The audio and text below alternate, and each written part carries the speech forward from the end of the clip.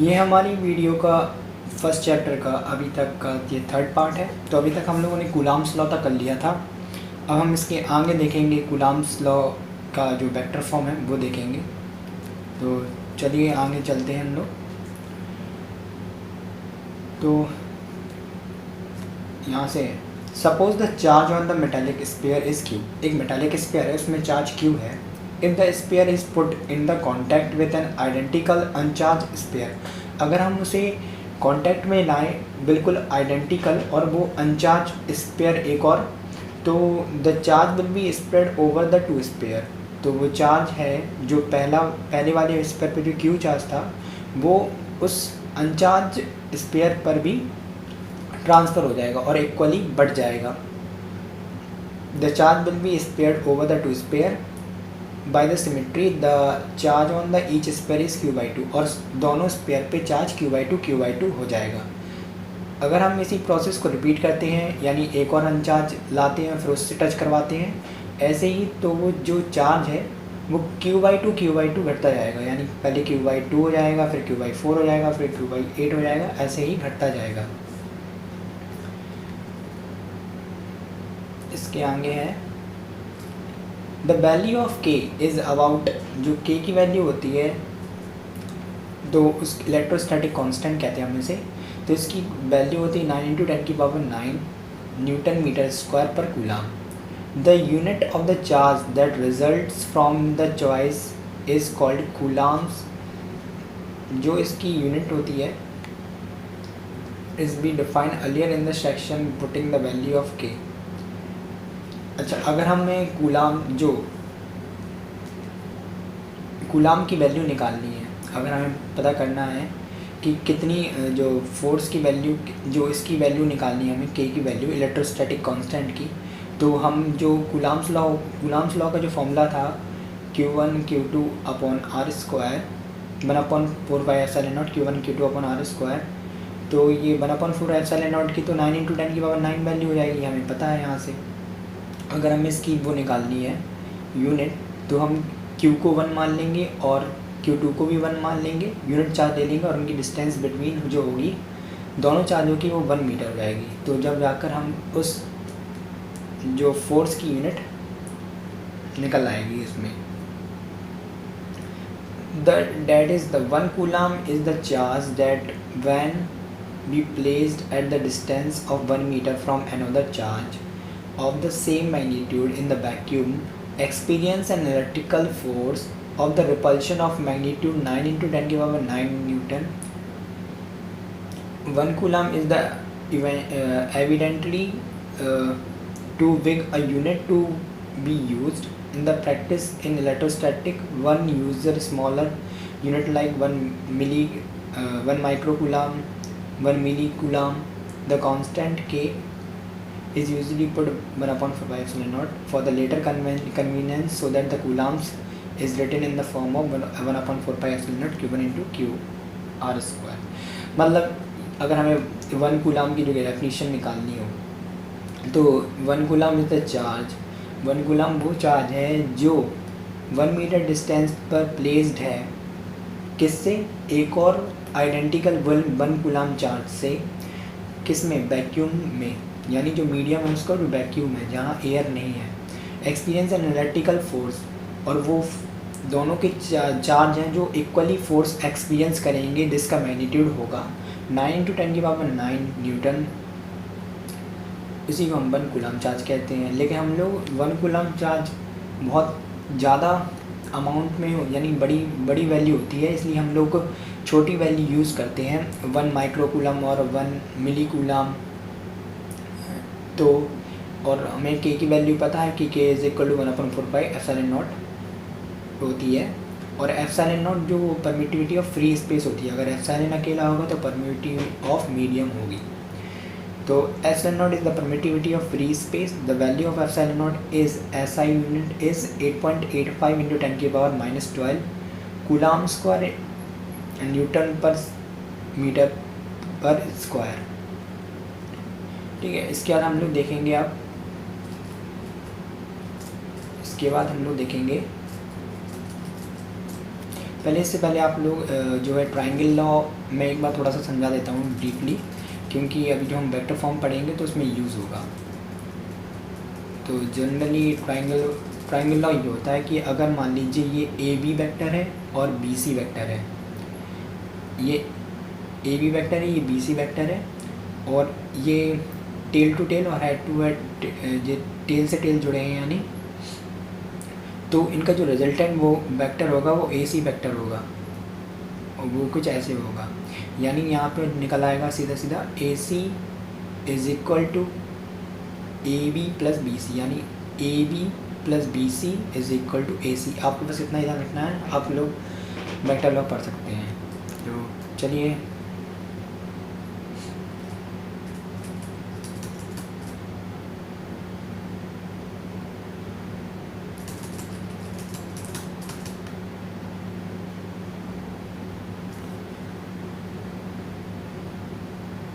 ये रहे,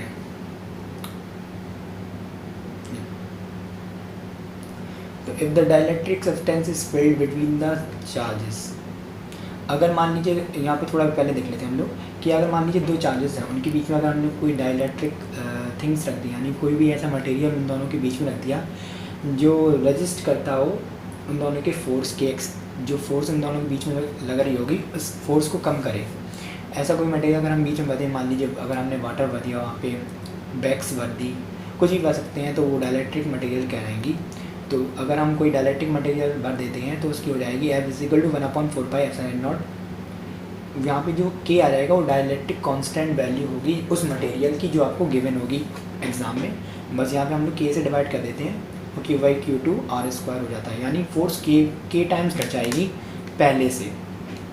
अब हम कूलम्ब्स लॉ वेक्टर पोजीशन देख लेते हैं। Let's suppose two vector let the position vector of charges q1 and q2 r1 and r2 respectively. We can denote the force on the q1 due to q2 by f12, यानी force on q1 charge पर due to q2 is denoted by f1/2 and the force on q2 due to q1 is by f21। तो figure में हम लोग देख लेते हैं। मान लीजिए ये दो चार्जेस हैं Q1 एंड Q2 किसी भी स्पेस में रखे हैं और इनके position vector R1 and R2 हैं। ये ओरिजिन से जो वेक्टर होता है तो उसी को हम पोजीशन वेक्टर कहते हैं। तो इनके R1 and R2 position vector हैं, तो ये दोनों एक दूसरे को फोर्स लगा रहे होंगे। तो मान लीजिए ये Q2 है और ये Q1 है, तो जो Q2 होगा वो Q1 पर कितनी फोर्स लगाएगा, यानी force on Q1 due to Q2 is given by F12, भी हमने ऊपर देखा था। तो F12 और ये जो Q1 होगा वो Q2 पे भी इक्वल फोर्स लगाएगा, तो ये हो जाएगा force on Q2 due to Q1 is F21। दोनों इक्वली होंगी मैग्नीट्यूड में बट अपोजिट डायरेक्शन में, क्योंकि हमने जो चार्ज है वो जो सेम मैग्नीट्यूड और सेम साइन के माने हैं, यानी पॉजिटिव चार्ज है, तो ये रिपल्सिव फोर्स दिखाएगा। तो अब हमें ये तो पता है कि चार्जेस हमें कूलम्ब्स लॉ की तरह पता है कि 1/4πε0 Q1 Q2 अपॉन R² होता है, लेकिन हमें ये डिस्टेंस है, डिस्टेंस तो एक वेक्टर क्वांटिटी है, तो हमें इसका जो वेक्टर फॉर्म लेना पड़ेगा। तो जब फोर्स Q1 पे लग रही है Q2 के द्वारा, तो हम यहाँ से यहीं पे तो जा रहे हैं फोर्स, यानी Q2 Q1 पे फोर्स लगा रही है, तो इसमें लेंगे हम R21। तो R21 हम लोग कैसे निकालेंगे, ये R21 है हमारा मान लीजिए, ठीक है, और एक पोजीशन वेक्टर इस साइड गया, एक पोजीशन वेक्टर इस साइड गया, और ये वाला वेक्टर इस साइड गया। तो ये इस साइड वाला, ये वाला पूरा और ये वाला पूरा इज इक्वल टू R2 हो जाएगा, यानी R1 plus R21 is equal to R2। अभी हमने ऊपर देखा है ट्राइंगल लॉ कैसे लगता है, यानी R1 plus R21 is equal to R2। So R21 निकालना है हमको, सो R12 निकालना है हमको, इज इक्वल टू हो जाएगा R2 माइनस R1। ठीक इसी प्रकार जब Q2 पे फोर्स लगेगी ड्यू टू Q1, तो ये Q1 से फोर्स लग रही है Q2 पे, तो हम ये लेंगे R12 तो R12 निकालने के लिए यहाँ पर R2 plus R21 equal to R1, so R21 is equal to R1 minus R2। और हम लोग देख सकते हैं कि यहाँ पे दोनों ही वैल्यू जो हैं वो सेम मैग्नीट्यूड की हैं, लेकिन सब में साइन अलग है। अगर मान लीजिए अगर इससे हम माइनस कॉमन ले लें तो ये वैल्यू ऊपर जो ऊपर मिली है वही मिल जाएगी हमको। तो R21 is equal to minus of R21, R12 is equal to minus of R21. The magnitude of the vector R12 and R21 is denoted by the R12 और R21। अगर हम इनका मैग्नीट्यूड अकेला लें तो हम मॉडुलस का साइन लगा के R12 और R21 लिख सकते हैं। And their unit vectors are given as, unit vectors का आपको पता ही होगा, तो वेक्टर और उसके मैग्नीट्यूड से जो डिवाइड कर देते हैं हम तो यूनिट वेक्टर निकल आता है उसका। तो दोनों का यूनिट वेक्टर ऐसे ही निकल आएगा। और फिर हम जब फोर्स लिखेंगे वेक्टर फॉर्म में तो हमें पता है कि फोर्स जब हम F12 करेंगे यानी force on Q1 due to Q2 तो हो जाएगी F12 1/4πε0 Q1 Q2 upon R21 का होल स्क्वायर और R और यहाँ पे हो जाएगा R⁻21, ठीक है। और यहाँ पे सेम ऐसे हो जाएगा F21 1/4πε0 Q1 into Q2। Vector form जो मैग्नीट्यूड लेंगे उसका 1/2 और R⁻1/2। और दोनों ही फोर्स आप देख सकते हैं एक अपोजिट, जब वेक्टर फॉर्म में लिखेंगे तो इसका जो साइन के साथ लिखेंगे, अगर आप मैग्नीट्यूड में लिखेंगे तो डायरेक्ट इन दोनों को इक्वल दिखा देंगे। अगर वेक्टर फॉर्म में लिखेंगे तो इनमें माइनस साइन लगाना पड़ेगा एक साइड आपको, क्योंकि ये अपोजिट फोर्स लग रही है। तो dielectric constant force in medium, तो हमें पता है कि अगर एयर में हो रहा है 1/4πε0 Q1 Q2 R², तो परमिटिविटी ऑफ मीडियम एप्सिलॉन हो जाएगा कि कोई भी मीडियम हो सकता है, यानी बैग्स वगैरह, जो भी हमने ऊपर बात की थी कि K से डिवाइड कर देंगे। अगर हम K ना लिखें तो हम ε0 K लिखते थे पहले, ε0 K। अगर हम K ना लिखें, अगर डायरेक्ट एप्सिलॉन लिख दे तो बात एक ही है कि ε0 K और एप्सिलॉन अकेले का, यानी ε0 K is equal to epsilon. So हमारा हो जाएगा फोर्स इन वैक्यूम, हमें पता है 1/4πε0 Q1 Q2 where is ε0 is the permittivity of free space dividing by equation 1 and 2। अगर हम इन दोनों इक्वेशन को डिवाइड करें तो जो हमारी इक्वेशन आ जाएगी वो जाएगी F0/Fm, यानी force in free space medium में और फोर्स इन एनी मीडियम में, किसी भी मीडियम में, और जो परमिटिविटी ऑफ एनी मीडियम और permittivity of free space equal to relative permittivity और डाइलेक्ट्रिक कांस्टेंट की वैल्यू के इक्वल होता है। ये रिलेशन आपको ध्यान रखना है, क्वेश्चन में बहुत इंपॉर्टेंट आएगा। अब चलिए हम कुछ देख लेते हैं कि Coulomb's law versus Newton's law graph gravitation. तो कूलॉम्स लॉ जो है वो न्यूटन्स के लॉ से कैसे डिफरेंट है वो हम देख लेते हैं। कूलॉम्स लॉ और Newton's law of gravitation. The attractive और रिपल्सिव, कूलॉम्स लॉ जो है वो अट्रैक्टिव भी हो सकता है, रिपल्सिव भी हो सकता है, लेकिन न्यूटन्स लॉ है जो ओनली अट्रैक्टिव फोर्स दिखाता है। Force due to the charge interaction, इसमें जो फोर्स लगती है वो तो चार्ज के इंट्रैक्शन से, कि चार्ज कितना है उस पर डिपेंड करती है। Force interaction on the masses, ये मास पे लगती है, ये मास की वजह से जनरेट होती है फोर्स, मासेस के बीच में इंट्रैक्शन की वजह से। The force in a short range force, ये जो कूलॉम्स लॉ फोर्स होती है शॉर्ट रेंज फोर्स होती है, और ये जो ग्रेविटेशन फोर्स होती है वो लॉन्ग रेंज फोर्स होती है। ये दोनों फॉर्मूले के हम इन कंपेयर करके दिखा सकते हैं इन दोनों को। अगर आप काटेंगे तो जो इलेक्ट्रिक फोर्स है वो 10 की पावर 39 टाइम्स ग्रेटर है gravitational force. Force between the multiple of charge, मान लीजिए कि अगर कोई, इसमें सिंपल है कि अगर मान लीजिए Q1 चार्ज है और यहाँ पे Q2 और ये Q3 रखे हैं, तो ये भी कोई ये Q1 Q2 पे Q3 पे भी फोर्स लगाएगा और ये Q1 Q2 पे भी फोर्स लगाएगा, और Q2 भी Q1 पे फोर्स लगाएंगे और Q3 भी Q1 पे फोर्स लगाएंगे। तो यानी Q1 पे दो फोर्स आएंगी, एक Q2 की वजह से, एक Q3 की वजह से। तो इसके वजह से डायरेक्ट सामने हो जाएगी और इसके वजह से सामने यहाँ पे हो जाएगी। तो इन दोनों का जो हम रिजल्टेंट वेक्टर निकालेंगे वो आप वेक्टर के फॉर्मूले से, जो रिजल्टेंट वेक्टर का फॉर्मूला होता है उससे आप आसानी से निकाल सकते हैं। इसमें बस वही है कि सिंपल सा बताया गया है जो आप सीधा सीधा कर सकते हैं।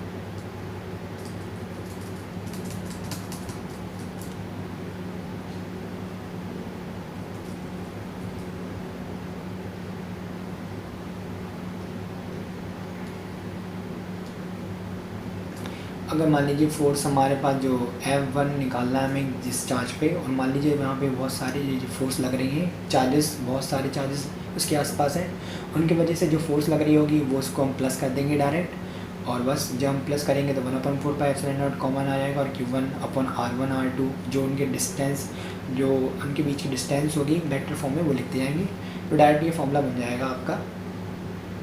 ठीक है, उसमें कोई बड़ी बात नहीं है।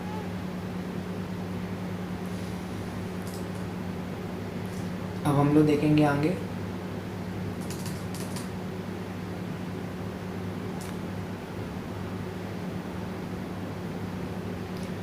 Electric fields. अब बात आती है इलेक्ट्रिक फील्ड्स की। तो इलेक्ट्रिक फील्ड क्या है? A region surrounding a charge in which another charge experience an electrostatic force is called electric field. ऐसा रीज़न जहाँ पर एक चार्ज रखा है, अगर हम कोई दूसरा चार्ज लाते हैं और वो चार्ज एक्सपीरियंस करे इलेक्ट्रोस्टैटिक फोर्स, जहाँ जिस रीजन से वो इलेक्ट्रोस्टैटिक फोर्स एक्सपीरियंस स्टार्ट करने लगे, तो वो उसका इलेक्ट्रिक फील्ड रीजन होगा। तो जो अभी हमने जो ऊपर पढ़ा है कि Fe is equal to Fg 10⁻39 times, जो इलेक्ट्रोस्टैटिक फोर्स है वो 10⁻39 टाइम्स ग्रेविटेशनल फोर्स है, ये आपको ध्यान रखना है, इंपॉर्टेंट है। जो इलेक्ट्रिक फील्ड है वो वेक्टर क्वांटिटी है। जो प्लस चार्ज से फील्ड होती है वो रेडियली आउटवर्ड होती है, यानी बाहर की ओर निकलती हुई दिखाई देती है हमको, वो भी परपेंडिकुलर किसी भी चार्ज से, और नेगेटिव चार्ज से रेडियली इनवर्ड दिखाई देती है, वो भी परपेंडिकुलर। मान लीजिए क्यू चार्ज है और हम यहाँ पे Q0 चार्ज लाते हैं, जिसे हम टेस्ट चार्ज भी कहते हैं। तो जैसे ही हम इसमें इसके जो इलेक्ट्रिक फील्ड रीजन में लाए, तो ये Q0 है, ये एक्सपीरियंस करेगा फोर्स।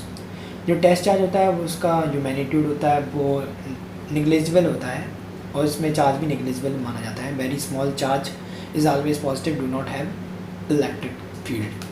ठीक है, इसे मानने के लिए हम लोगों ने इसे माना है। तो electric field intensity due to the point charge, अगर हम इलेक्ट्रिक फील्ड इंटेंसिटी देखें due to the point charge की वजह से एक पॉइंट पे, तो इंटेंसिटी ऑफ इलेक्ट्रिक फील्ड ये हो जाएगी the electrostatic force acting per unit test charge is called intensity of electric field. The electrostatic force जो एक्टिंग कर रही है पर यूनिट चार्ज, उसी को हम कहते हैं इलेक्ट्रिक फील्ड इंटेंसिटी।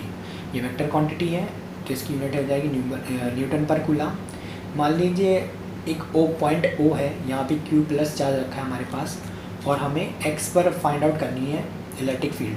तो हम क्या करेंगे, हम यहाँ पे Q0 चार्ज रख देंगे, तो इसकी वजह से इसको कोई फोर्स लगेगी। तो let the point charge plus Q is place at the point O, from where at the distance R at the point X we have to determine the intensity of electric field. हमें X point पर electric field निकालनी है, इसलिए हमने यहाँ पे Q0 charge रख दिया, तो इसकी वजह से इसको फोर्स लगेगी इन दोनों के बीच में। तो फोर्स इज इक्वल टू हो जाएगा 1/4πε0 Q0 R², इनकी डिस्टेंस के बीच का, जो कूलम्स लॉ के अकॉर्डिंग ये लग जाएगा। फिर हमें इंटेंसिटी निकालनी है, फिर हम इसे Q0 से भी डिवाइड कर देंगे, तो then the intensity of electric field is equal to F/Q0। F की वैल्यू ये है, हमने F की वैल्यू नहीं रखी और Q0 से डिवाइड किया, तो Q0 से Q0 कैंसिल हो जाएगा, तो इसकी इलेक्ट्रिक फील्ड आ जाएगी 1/4πε0 Q/R²। तो ये इलेक्ट्रिक फील्ड ऑफ कोई भी पॉइंट पर निकालना हो तो इज इक्वल टू हो जाएगा 1/4πε0 Q/R²। R² हम वो वैल्यू रखेंगे जहाँ पे हमें निकालनी है। मान लीजिए 10 सेंटीमीटर पर निकालनी है, 20 मीटर पर निकालनी है, किसी भी टाइम पे, तो उस पर हम R की वैल्यू रखेंगे। तो आप देख सकते हैं कि इलेक्ट्रिक फील्ड इन्वर्सली प्रोपोर्शनल है R² की। तो इसका जो ग्राफ बनेगा वो रेक्टेंगुलर हाइपरबोला बनेगा। तो आप देख सकते हैं ये बनेगा ऐसा। अगर R इन्फिनिटी हो गया तो इलेक्ट्रिक फील्ड 0 हो जाएगी, क्योंकि R इन्फिनिटी हो जाएगी, फिर इन्फिनिटी से अगर हम किसी को डिवाइड करेंगे तो 0 हो जाएगा। इसमें नोट करने की बात क्या है कि direction of electric field due to positive charge से हमेशा मैंने कहा था आगे की ओर निकलती है, और नेगेटिव चार्ज अंदर की ओर जाती है इलेक्ट्रिक फील्ड, ये ध्यान रखना। अब electric field on the axis of the charge ring. तो मान लीजिए कोई एक रिंग है जो हमने ली है, ठीक है, उस पर चार्ज क्यू है, प्लस क्यू है, ठीक है, और हमें यहाँ पे इलेक्ट्रिक फील्ड निकालनी है एट पॉइंट पी। तो और यहाँ से जो ओरिजिन से डिस्टेंस है पी की, जो रिंग है उसके ओरिजिन से डिस्टेंस है जो पी की वो एक्स है। तो मान लीजिए हमने यहाँ पे छोटे छोटे से एलिमेंट्स ले लिए, यहाँ पे हमने छोटी सी डिस्टेंस ली है जो स्पेयर की रिंग की हमने छोटे छोटे से जो पूरी लेंथ मान लीजिए जो एल थी वो इस लेंथ थी रिंग की, उसमें से मान लीजिए हमने छोटा सा पार्ट लिया डी एल, और इस पर भी जो छोटा सा पार्ट है तो इस पर चार्ज भी डी क्यू होगा, छोटा चार्ज होगा। तो जो क्योंकि हमें वेक्टर फॉर्म्स पॉइंट चार्ज पे ही लगाती है तो ये पॉइंट चार्ज ले लिया हमने। अब हमें पी पे निकालना है, तो मान लीजिए पी पे हमें पता है कि electric field intensity at a point क्या होता है 1/4πε0 क्यू अपॉन आर स्क्वायर। तो क्यू तो हमारे पास डी क्यू है और आर स्क्वायर यानी इन दोनों के बीच की डिस्टेंस, तो ये निकल आएगी पाइथागोरस थ्योरम लगाकर √r² प्लस x²। आर इसकी रेडियस है जो रिंग की, तो ये हो जाएगी √r² प्लस x²। तो इसकी वजह से जो इलेक्ट्रिक फील्ड होगी वैसे होगी ये डी, इसकी वजह से भी ऐसी होगी डी। तो अगर हम इनको वेक्टर में टूरें, इसे रिजॉल्व करें, तो इसका हो जाएगा डी साइन थीटा इस साइड और डी कॉस थीटा इस साइड हो जाएगा डी कॉस थीटा और डी साइन थीटा। तो डी क्यू पॉइंट चार्ज है तो इसमें से जो इलेक्ट्रिक फील्ड रहेगी 1/4πε0 Q D Q upon √r1 plus r² plus x² का होल स्क्वायर हो जाएगा। फिर D sine theta component of each D Q cancel why D sine theta opposite element. अब D sine theta opposite direction लग रहा है तो एक दूसरे को कैंसिल आउट कर देंगे। तो जो हमारा ई नेट हो जाएगा वो हो जाएगा integration of D cos theta. अगर हमने मान लीजिए एक लिया है तो एक डी कॉस थीटा लिया है तो यानी वो पूरी रिंग की बात कर रहे हैं। अगर हम दोनों ले लेते डी कॉस थीटा तो 2D कॉस थीटा, तो वहाँ आप रिंग की बात कहते हैं क्योंकि आधा इस साइड से कवर करेगा आधा इस साइड से कवर करेगा। तो हमने एक ही लिया तो पूरी रिंग के लिए लग जाएगा 1/4πε0 D Q upon r² plus r² का होल स्क्वायर कॉस थीटा। तो हम कॉस थीटा यहाँ से निकाल लेंगे, तो थीटा है जो कॉस थीटा है तो ये हो जाएगा x अपॉन जो बेस अपॉन हाइपोटेन्यूज, तो x upon √r² plus x² हो जाएगा। तो कॉस थीटा की वैल्यू अगर हम यहाँ पे रख देंगे तो 1/4πε0 x डी क्यू, जब इंटीग्रेशन करेंगे तो डी क्यू का पूरा चार्ज कितना था स्फीयर पे क्यू, तो वो हो जाएगा क्यू और r1 plus r² plus x² की पावर 3/2 हो जाएगी। अगर हम सेंटर पे निकालें तो x = 0 हो जाएगा। अगर मान लीजिए ये पॉइंट P है, अगर हम सेंटर पे ला दें तो हमें सेंटर पे इलेक्ट्रिक फील्ड मिल जाएगी। तो यानी x की वैल्यू 0 कर देंगे तभी तो ये पॉइंट सेंटर पे आएगा। तो x = 0 हो जाएगा तो x = 0 रख देंगे यहाँ पे, तो E हमारी पूरी 0 हो जाएगी। यानी सेंटर जो रिंग के सेंटर में इलेक्ट्रिक फील्ड होती है वो 0 होती है। इसके आगे देखते हैं हम लोग।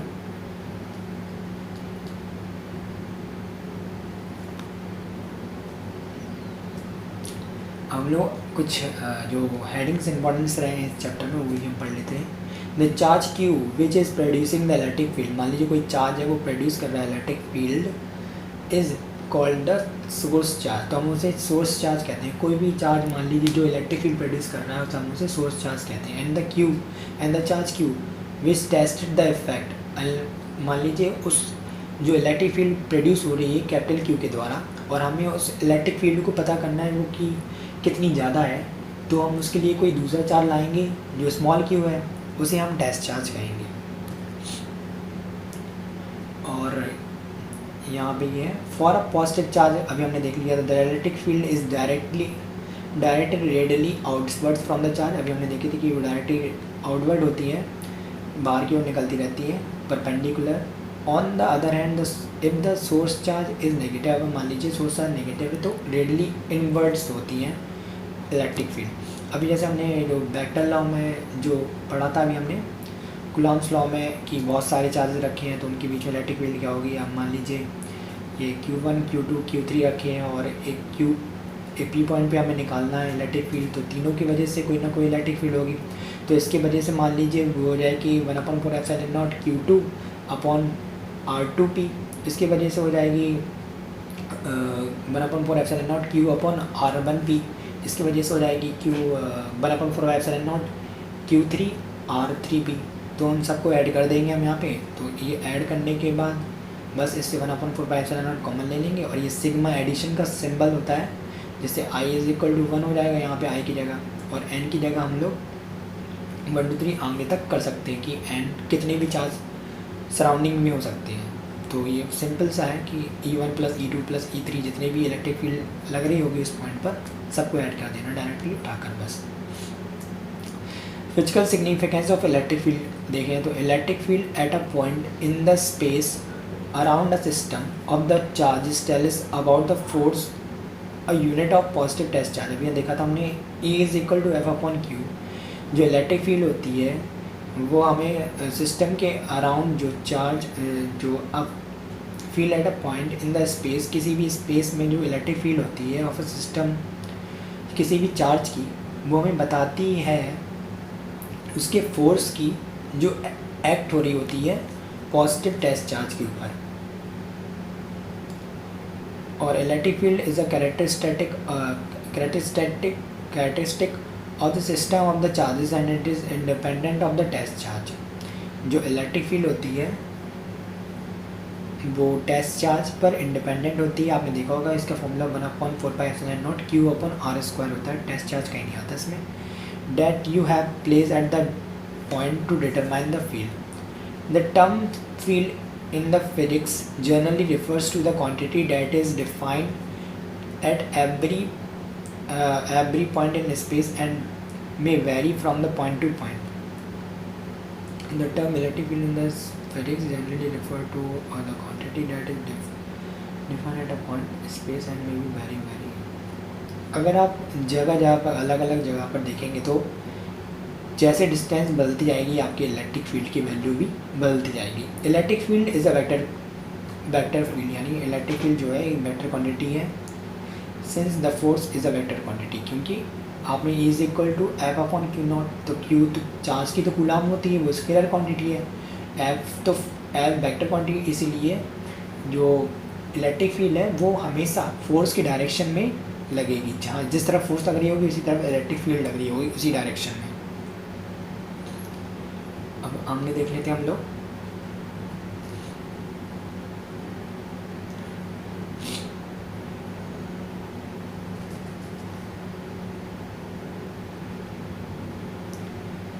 अब हमारा अगला टॉपिक है इलेक्ट्रिक फील्ड लाइंस। तो इलेक्ट्रिक फील्ड लाइंस हम लोग स्टार्ट करते हैं अपना। Okay,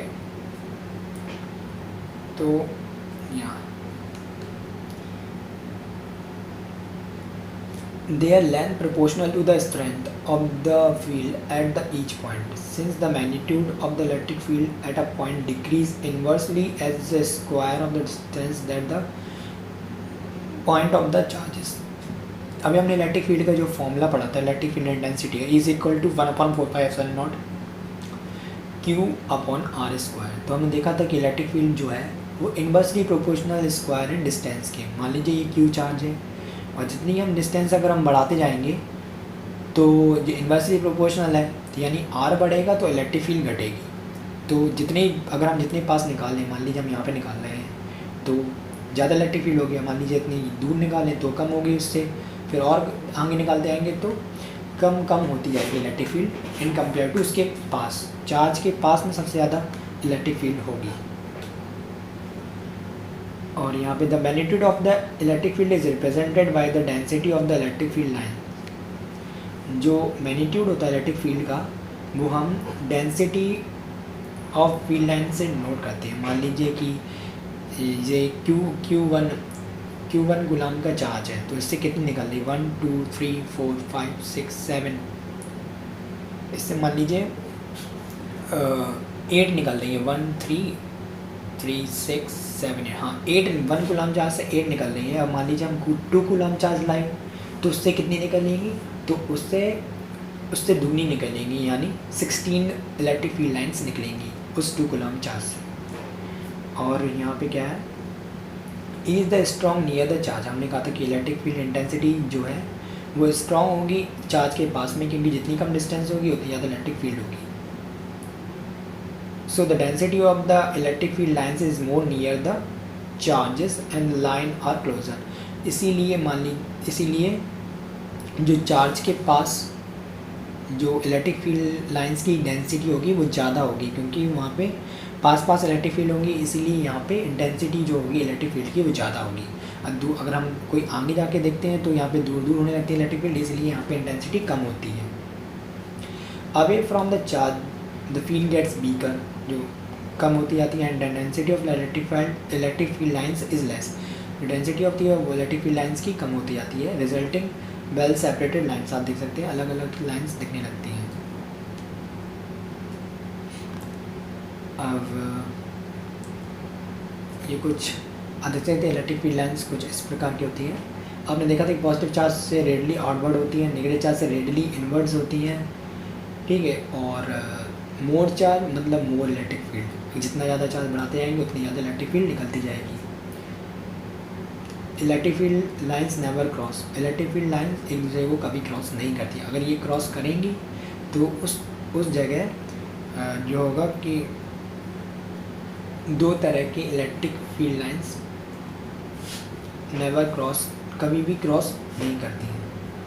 field lines spacing indicates field line strength. जो फील्ड लाइन स्पेस होता है, मान लीजिए कहीं इलेक्ट्रिक फील्ड लाइंस ज़्यादा घनी है, आप यहाँ पे देख सकते हैं यहाँ पे बहुत ज़्यादा डेंसिटी है इलेक्ट्रिक फील्ड लाइन की, तो यहाँ पे इलेक्ट्रिक फील्ड लाइन ज़्यादा होंगी, और यहाँ पे दूर दूर हो रही है तो यहाँ पे इलेक्ट्रिक फील्ड लाइन्स कम होंगी। स्ट्रॉन्गर वीकर आप देख सकते हैं इस फिगर के इस तरफ से। और जो डायरेक्शन होगी इलेक्ट्रिक फील्ड लाइन की वो tangent to electric field lines हो गया। मान लीजिए हमें तो ये जो इलेक्ट्रिक फील्ड लाइन्स है वो कभी क्रॉस नहीं करती है। मान लीजिए अगर कहीं पे क्रॉस कर रही है, if the electric field lines cross each other, अगर हम जिस पॉइंट पे क्रॉस कर रही हैं उस पॉइंट पे अगर हम टेंजेंट खींचें तो हमें दो डायरेक्शन मिलेंगी। जो एक इलेक्ट्रिक फील्ड जो एक चार्ज की वजह से तो एक ही डायरेक्शन में इलेक्ट्रिक फील्ड निकलेंगी, आउटवर्ड ही निकलेंगे हमेशा, तो वो गलत हो जाएगा वहाँ पर कि तो वहाँ पे दो डायरेक्शन नहीं हो पाएंगी पॉसिबल, इसीलिए कभी इंटरसेक्ट नहीं करती हैं। और हमें कहीं भी अगर इलेक्ट्रिक फील्ड की डायरेक्शन निकालनी है किसी भी इलेक्ट्रिक फील्ड लाइन्स पे, तो हम बस जहाँ पर टेंजेंट खींच देंगे तो वहाँ पे हमें इलेक्ट्रिक फील्ड की लाइन डायरेक्शन मिल जाएगी। कुछ पॉइंट्स पढ़ लेता हूँ। The electric field lines of a single positive charge is radially outward, हमें आगे बढ़ चुके, while those are single negative charge is radially inward. The field lines around a system of two positive charges, अगर मान लीजिए दो positive charge हैं, उनके दो पॉजिटिव चार्ज इक्वल मैग्नीट्यूड के, तो उनके बीच में जो इलेक्ट्रिक फील्ड लाइन्स होंगी they are vivid pictorial description of their mutual repulsion. तो उन दोनों के बीच में रिपल्सिव फोर्स लगेगी तो वो एक दूसरे को वैसे दिखाएंगे। मान लीजिए पॉजिटिव चार्ज है ये क्यों तो इनके बीच में ऐसा कुछ ड्रॉ होगा इलेक्ट्रिक फील्ड लाइन, ये दूसरे को रिपल कर रही है तो एक दूसरे को काटेंगी नहीं, और जो इलेक्ट्रिक फील्ड इनके सेंटर में होगी वो जीरो होगी हमेशा। और क्या हो गया, हाँ, और एक while the around the configuration of two equal and opposite charges Q and minus Q, तो अगर हम क्यू एंड माइनस क्यू में देखें तो ये डाइपोल बन जाता है। तो डाइपोल के बीच में कुछ इलेक्ट्रिक फील्ड ऐसी होती हैं कि पॉजिटिव से निकलती हैं नेगेटिव पे जाती हैं, और फिर यहाँ से पॉजिटिव से निकलती हैं नेगेटिव पे जाती है, कभी भी क्लोज लूप नहीं बनाती हैं, ये हमेशा पॉजिटिव से निकलती है और नेगेटिव पे जाकर ख़त्म हो जाती है। Okay, some important general properties पढ़ लें। Electric field start from positive and ends at the negative charge, यानी हमेशा पॉजिटिव से निकलेंगे और नेगेटिव पे ख़त्म हो जाएंगी। If there is a single charge, अगर मान लीजिए कोई सिंगल चार्ज है, दे स्टार्ट, तो वो एक से निकलेंगे और इन्फिनिटी तक ख़त्म होंगी। In a charge free region, कोई चार्ज फ्री रीजन है, the electric field lines can be taken to be continuous curve without any break. कोई भी चार्ज, ज्ञान मान लीजिए कोई रीज़न है जी, मान लीजिए चार्ज है, इसके अगल बगल कोई भी चार्ज नहीं है, तो जो इलेक्ट्रिक फील्ड लाइन होंगी वो हमेशा वहाँ पर कंटिन्यूअस होंगी। Two field lines can never cross each other, if they do the field at the point of the intersection will not have a unidirectional. अभी हमने कहा था कि अगर दो इलेक्ट्रिक फील्ड लाइन्स एक दूसरे को क्रॉस करती हैं तो उस जगह पर हमें दो डायरेक्शन मिल जाएगी, और हमेशा एक पॉजिटिव चार्ज की वजह से जो इलेक्ट्रिक फील्ड होती है यूनिडायरेक्शनल होती हैं, अगर वो आउटवर्ड होंगी तो आउटवर्ड ही होंगी। Electrostatic fields do not form any close loop. जो इलेक्ट्रोस्टैटिक फील्ड्स हैं आपने देखा यहाँ पे क्लोज लूप नहीं बनानी, पॉजिटिव से निकलती है नेगेटिव खत्म होती है, क्लोज लूप नहीं बनाती। तो in this follows from the conservative nature of the electric field। ये कंजर्वेटिव नेचर फॉलो करती है जो पाथ पे डिपेंड नहीं होती है। और कुछ इलेक्ट्रिक फील्ड देखते हैं आप, पॉजिटिव चार्ज की वजह से इलेक्ट्रिक फील्ड, ये कोई कंडक्टर है तो जो पॉजिटिव चार्ज से निकलेंगी तो वो ऐसे निकलेंगी, और जब ये मेटालिक सरफेस से टकराएंगी तो उस पर परपेंडिकुलर गिरेंगी हमेशा। मान ली नेगेटिव चार्ज वाली एक प्लेट है यहाँ पे, तो उस पर हमेशा परपेंडिकुलर गिरेंगी। और नेगेटिव चार्ज की प्लेट यहाँ पे, पॉजिटिव चार्ज की यहाँ पे, तो उसकी वजह से जो पॉजिटिव चार्ज की से निकलेंगी और नेगेटिव चार्ज की परपेंडिकुलर गिरेंगी। इलेक्ट्रिक फील्ड लाइन्स आप देख सकते हैं यहाँ पे भी। तो इसमें इतना आगे बढ़ेंगे हम लोग। इलेक्ट्रिक फील्ड लाइन्स का कुछ नोट्स एक बार जल्दी रिवाइज कर लेते हैं। The smooth and the imaginary curve drawn an electric field on which the tangent draw at any point always represent the direction of the fields are called the electric field line। जो electric field lines होती हैं वो smooth and imaginary curves होते हैं, कोई वास्तव में होते नहीं हैं लेकिन हम उसे हाइपोथेटिकल मानते हैं। Imaginary smooth and imaginary curve होते हैं। अगर हम इन पे कभी भी टेंजेंट खींचें, जिस जगह पर हम टेंजेंट खींचेंगे तो हमें उस डायरेक्शन में इलेक्ट्रिक फील्ड मिल जाएगी, डायरेक्शन मिल जाएगी। प्रॉपर्टी ऑफ इलेक्ट्रिक फील्ड हमें पता है, electric field is always emit from the positive and enters into the negative charge. Positive से निकलती है, नेगेटिव में चली जाती है। The number density of the electric charge field line is greater near the charges and the smaller अब far from the charges. यानी जो पास में होते हैं उन जहाँ चार्ज के पास पर इलेक्ट्रिक फील्ड ज़्यादा होती है और दूर जाने पर इलेक्ट्रिक फील्ड कम आती है। Electric field lines never form a close loop बनाती हैं। Electric field lines never intersect each other because if they intersect that then at the intersection point we get two direction of the electric field which is not possible। अगर हम मान लीजिए दो जगह पर हो रही है और यहाँ पे हम टेंजेंट खींचे तो हमें दो डायरेक्शन मिलेंगी इलेक्ट्रिक फील्ड की, जो पॉसिबल नहीं है। The electric field lines are always normal, यानी परपेंडिकुलर होती हैं टू द सरफेस, किसी भी सरफेस पर ऑफ अ कंडक्टर। किसी भी कंडक्टर के सरफेस पे जो इलेक्ट्रिक फील्ड लाइन्स होंगी वो ऑलवेज परपेंडिकुलर होंगी। So there is no component of electric field intensity parallel to the surface of the conductor. इसलिए जो कंडक्टर के सरफेस पे कभी जो पैरेलल कंपोनेंट इलेक्ट्रिक फील्ड का कोई भी नहीं होगा। तो ये कंडक्टर है मान लीजिए, तो उस पर चार्ज Q1 Q2 ऊपर रिसाइड कर जाएगा, तो इसकी वजह से जो होगी इलेक्ट्रिक फील्ड हमेशा परपेंडिकुलर निकलेंगी और अंदर जो होगा कंडक्टर के वो इलेक्ट्रिक फील्ड जीरो रहेंगी। वो ये पॉजिटिव से निकलती है, नेगेटिव पे जाती है और परपेंडिकुलर निकलेंगी चार्ज से, परपेंडिकुलर निकलेंगी चार्ज के। पॉजिटिव में आप देख सकते हैं रिपल्सिव वाला देखिएगा electric field. Number of electric field lines in a unit charge, number of electric field lines in a unit charges is 1/4πε0। Number of unit charges, number of electric field lines in the unit test charge is equal to 1/4πε0।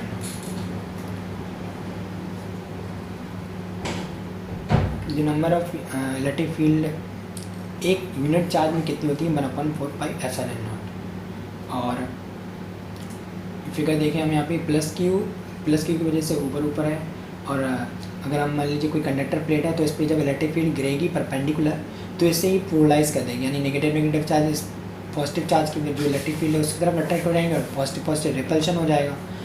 तो ये जो plate के अंदर जो polarise हो जाएगी metallic plate, तो फिर नेगेटिव पॉजिटिव फिर इलेक्ट्रिक फील्ड जो होंगी वो आगे की ओर आ जाएंगी। देख सकते हैं यहाँ पे मेटेलिक प्लेट। हम लोग का अगला टॉपिक है इलेक्ट्रिक फ्लक्स। तो इलेक्ट्रिक फ्लक्स में क्या है, the number of electric field line passing through perpendicular of any imaginary surface is called electric flux.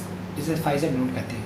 तो डॉट और हम एक और डेफिनेशन पढ़ लेते हैं, dot product of electric field and the area vector is called electric flux, यानी D phi is equal to E dot A, D phi is equal to E dot A cos theta. तो मान लीजिए कोई भी surface है उससे जो perpendicular electric line field जो सरफेस एरिया है मान लीजिए कोई ये, उससे जितनी भी परपेंडिकुलर पास करेंगे इलेक्ट्रिक फील्ड लाइन तो उससे हम तो उन सबको हम फ्लक्स कहते हैं। तो मान लीजिए कोई एक ये सरफेस एरिया ए है और इलेक्ट्रिक फील्ड लाइंस अगर उससे मान लीजिए परपेंडिकुलर नहीं जा रही, थीटा एंगल बना रही हैं, नहीं परपेंडिकुलर जा रही है इलेक्ट्रिक फील्ड लाइन, और जो एरिया वेक्टर है वो थीटा एंगल बना रहा है इलेक्ट्रिक फील्ड लाइन से, तो जो फॉर्मूला हो जाएगा डी, जो हो जाएगा D phi is equal to A D A cos theta. तो जो इसकी वो वोल्ट पर मीटर हो जाएगा इसकी यूनिट, और theta is the angle between the electric field and the area vector. जो सरफेस एरिया, जो किसी भी एरिया का जो वेक्टर होता है ऑलवेज वो सरफेस के परपेंडिकुलर होता है। तो फाई इज इक्वल टू रहेगा जो क्लोज इनक्लोज सरफेस होना चाहिए, यानी सरफेस पूरा क्लोज होना चाहिए, E dot D A cos theta. अब मान लीजिए for a close surface the flux comes outside from the surface. मान लीजिए कहीं बाहर से फ्लक्स आ रहा, जो इलेक्ट्रिक फील्ड लाइंस आ रही हैं वो सरफेस के अंदर जाती हैं, तो उसे हम पॉजिटिव फ्लक्स मानेंगे, और जो इलेक्ट्रिक फील्ड लाइन सरफेस से बाहर निकले उसे हम नेगेटिव फ्लक्स मानते हैं। इसलिए अगर मान लीजिए कोई ये बॉडी है उसके अंदर जितनी इलेक्ट्रिक फील्ड लाइन आई उतनी निकल गई, तो यानी अंदर इसके फ्लक्स ज़ीरो बचेगा, और मान लीजिए पॉजिटिव चार्ज की वजह से जो होगा वो पॉजिटिव होगा ऑलवेज आउटसाइड, और जो नेगेटिव चार्ज से होगा वो नेगेटिव फ्लक्स माना जाएगा क्योंकि वो इनसाइड आ रही है। गॉसियन लॉ क्या कहते हैं? गॉसियन लॉ, गॉस लॉ क्या होता है? The electric flux enclose by a close surface, the electric flux enclose by a close surface is equal to the 1/4 pi is equal to the 1/ε0 times of the charge enclose by that surface, यानी phi is equal to Q upon ε0। मतलब जो एक मान लीजिए body है उसके अंदर कोई भी चार्ज रखा है, जो नेट चार्ज रखा होगा बॉडी के अंदर वो उसके अपॉन Q0 ε0 के टाइम से उस फ्लक्स बॉडी से निकलेगा चार्ज की वजह से। So the electric flux enclose by A close surface, किसी भी इलेक्ट्रिक फ्लक्स कोई भी क्लोज सरफेस के द्वारा is equal to the 1/4 pi ε0 the charge enclose by the dead surface, equal होगा जो चार्ज उसके इंक्लोज होगा नेट चार्ज उसके सरफेस के अंदर। The electric flux enclose by the surface, मान लीजिए हमें इसको अगर प्रूफ करना है इसको, तो मान लीजिए कोई हमने स्पेरिकल बॉडी ले ली, गॉस लॉ को प्रूफ करें तो स्पेरिकल बॉडी ले ली, मान लीजिए उसके अंदर हमने पॉजिटिव क्यू चार्ज रख दिया और उसकी रेडियस है आर, सेंटर पर हमने पॉजिटिव चार्ज रख दिया, तो इसका जो हमने फिर यहाँ पे स्मॉल एरिया लिया, छोटा सा एरिया स्पेयर का, मान लीजिए होलो स्पेयर है तो इसके हमने छोटा सा एरिया लिया, तो इसकी वजह से जो इसका एरिया वेक्टर होगा वो भी आउटसाइड होगा, और यहाँ पे इसकी वजह से जो इलेक्ट्रिक फील्ड होगी वो भी आउटसाइड होगी। तो electric flux enclose by the surface is equal to, हमें पता है D phi is equal to E D A cos theta होता है, तो हमें पता है ई इज इक्वल टू, अभी हमें पता नहीं है, और phi is equal to E D A हो जाएगा। तो इलेक्ट्रिक फील्ड और एरिया वेक्टर डायरेक्शन एक ही डायरेक्शन में, तो इनके बीच का एंगल हो जाएगा 0, तो कॉस 0 की वैल्यू होती है 1, तो ई डी ए हो जाएगा। तो ई तो कांस्टेंट हर जगह, क्योंकि हर जगह जो चार्ज है वो रिसाइड होकर सरफेस पे सेम हो जाएगा, तो Q E is equal to E common आ जाएगा, तो इंटीग्रेशन डी ए, तो एरिया ऑफ स्पेयर होता है 4 पाई आर स्क्वायर, तो टोटल एरिया हो जाएगा स्पेयर का 4 pi R square, R is the radius of the sphere, तो 1/4 pi ε0 Q upon R square. Electric field intensity हम यहाँ से निकाल लेंगे फॉर्मूला रखकर, और 4 पाई आर स्क्वायर ये एरिया निकल आएगा, तो जो आर स्क्वायर से आर स्क्वायर, पाई से पाई, और 4 पाई से 4 पाई कैंसिल हो जाएगा, तो जो फाई ई बचेगा वो क्यू अपॉन ε0 बचेगा, हेंस प्रूफ हो जाएगा। तो अब Gaussian surface an imaginary surface surrounding a charge conductor in which electric field and the area vector will be in the same direction is called Gaussian surface. जो Gaussian surface वो होता है कि किसी भी रीजन की, अगर मान लीजिए हमने यहाँ पे सरफेस है तो इसके स्पेयर सर्कुलर सरफेस है, तो इसकी सरफेस के आगे हम कोई ऐसा सरफेस बनाएं जिस टाइम पे हमें इलेक्ट्रिक फील्ड और जो एरिया वेक्टर है वो हमेशा एक ही डायरेक्शन में मिले, ऐसा कोई सरफेस बना दिया आउटर सरफेस, तो उसी को हम गॉसियन सरफेस कहते हैं, वो हमेशा इमेजिनरी होता है। तो इसके कुछ एप्लीकेशन है वो हम अगली वीडियो में देखेंगे। तो नेक्स्ट पार्ट 4th पार्ट आएगा, तो उसमें हम लोग आगे पढ़ेंगे। तो चलिए अब यहाँ इलेक्ट्रिक डाइपोल और पोल हम लोग अगली बार में डिस्कस कर लेंगे। तो थैंक यू। तो चैनल को अभी आपने सब्सक्राइब ना किया तो सब्सक्राइब करें और बेल आइकन को प्रेस करना मत भूलें। Thank you.